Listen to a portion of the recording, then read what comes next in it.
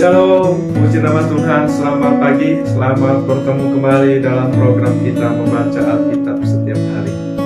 Pagi hari ini kita masuk dalam episode 16 Februari. Saya mengajak kita Bapak Ibu, kita ikuti terus pembacaan Alkitab kita. Mari kita jadikan Alkitab kita menjadi pedoman di dalam hidup kita. Amin. Baik Bapak Ibu, sebelum kita lanjutkan, saya undang kita mari berdoa. Terima kasih Bapa di surga, pagi hari ini kami bersyukur untuk hari yang baru. Terima kasih buat anugerah-Mu bagi kami percaya hari ini ada berkat yang baru bagi kami. Terima kasih Tuhan, biarlah Roh Kudus yang memimpin kami di dalam kami mendengarkan renungan ini. Di dalam Yesus Kristus kami berdoa, haleluya, amin. Baik Bapak Ibu, hari ini tema kita perhentian penuh. Perhentian penuh. Saya akan bacakan dari kitab Imamat pasal yang ke-23 ayat 3 sampai ayat yang ke-4.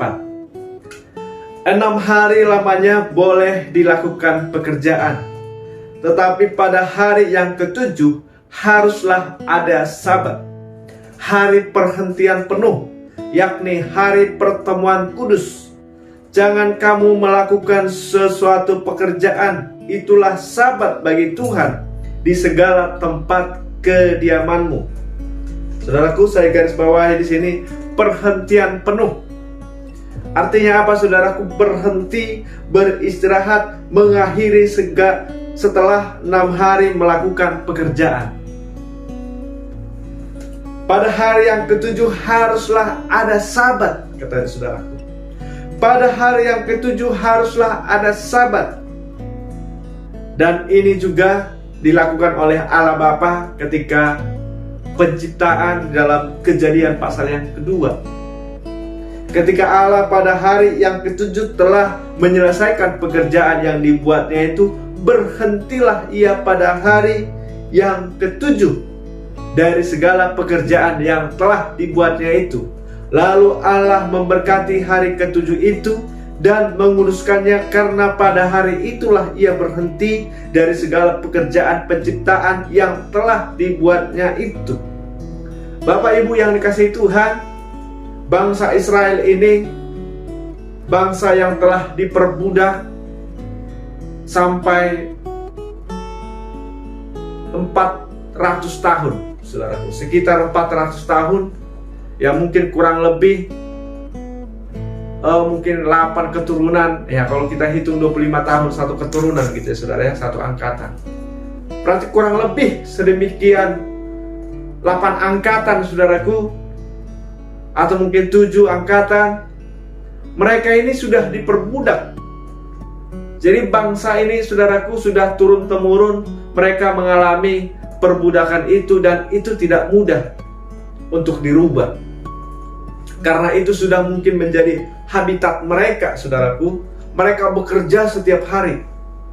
Mereka bekerja setiap hari. Mereka kerja paksa setiap hari. Dan ketika orang Israel ini sudah meninggalkan Mesir ini, Tuhan harus memberikan satu perintah, menjadi satu keharusan bagi mereka. Yaitu apa saudaraku? Ada waktu bekerja, ada waktu untuk beristirahat. Ada waktu beristirahat, saudaraku. Ini adalah gambaran bagi kita juga sebagai anak-anak Tuhan yang sudah merdeka, anak-anak Tuhan yang tidak lagi diperbudak oleh pekerjaan itu. Ada masanya, ada waktunya kita harus beristirahat. Selain untuk kepentingan kesehatan tubuh kita, dan juga ada waktu kita bersama-sama untuk datang kepada Tuhan. Ada saatnya kita bersama-sama untuk kita boleh menyembah Tuhan. Ada waktunya kita untuk beribadah kepada Tuhan. Dan kita sediakan waktu itu hanya untuk Tuhan. Dan kita berhenti untuk memikirkan pekerjaan, saudaraku. Tetapi kita mengadakan perjumpaan secara pribadi dengan Tuhan yang kita sembah. Kita boleh membawa keluarga kita, saudaraku. Nah, inilah saatnya. Kita tidak diajarkan oleh Tuhan untuk kita bekerja setiap hari, walaupun memang kita harus bekerja keras, saudara.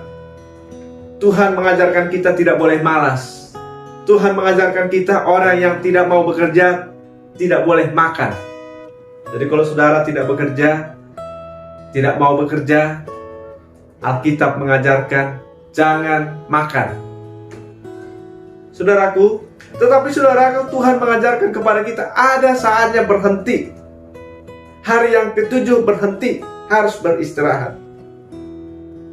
Saudaraku, di Lukas pasal yang ke-14 ayat 3, lalu Yesus berkata kepada ahli-ahli Taurat dan orang-orang Farisi, katanya, diperbolehkankah menyembuhkan orang pada hari Sabat atau tidak?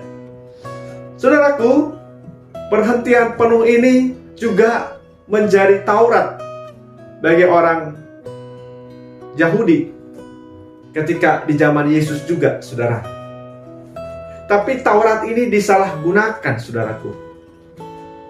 Maka Yesus bertanya kepada ahli-ahli Taurat itu, bolehkah berbuat baik pada hari Sabat?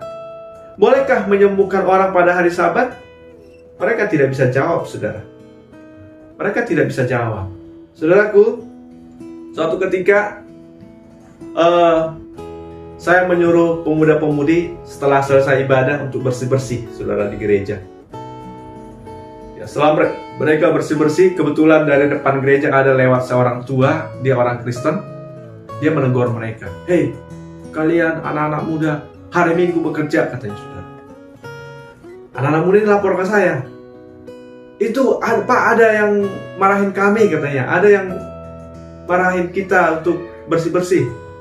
Saya bilang, saudaraku, bilang sama bapak itu kebetulan dekat gereja ada tempat orang bermain judi, begitu, saudara ya. Suruh bapak itu, suruh orang itu yang berhenti bermain judi, saya bilang. Kenapa, saudaraku? Jangan pula, saudara, hari Minggu ini menjadi kesempatan bagi kita untuk melakukan dosa. Karena ketika mungkin di Indonesia kita berhenti dari pekerjaan di kantor, hari Minggu menjadi hari libur, menjadi hari libur nasional, begitu, saudara ya. Tapi kesempatan ini kita gunakan bukan untuk mempermuliakan Tuhan. Nah, ini Tuhan tidak mau, saudaraku. Tuhan tidak setuju dengan hal-hal seperti ini. Tapi mari, saudaraku, hari perhentian penuh ini kita gunakan untuk hal-hal yang baik. Mungkin kita kunjungan untuk bersosialisasi, saudara.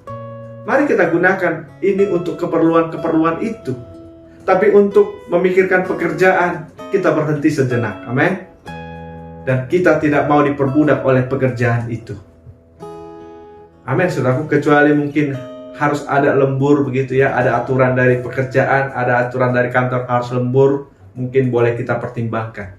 Karena apa, saudaraku? Tuhan juga mengajarkan kepada kita, segala sesuatu yang kita kerjakan, kerjakanlah seperti untuk Tuhan. Dan kalau kita bekerja di kantor mungkin, tempat pekerjaan mungkin, ya harus bekerja seperti untuk Tuhan.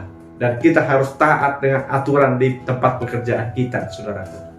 Tapi mari, saudaraku, lewat renungan kita pagi hari ini, kita sediakan hari itu, hari ke-7 itu menjadi hari perhentian penuh bagi kita.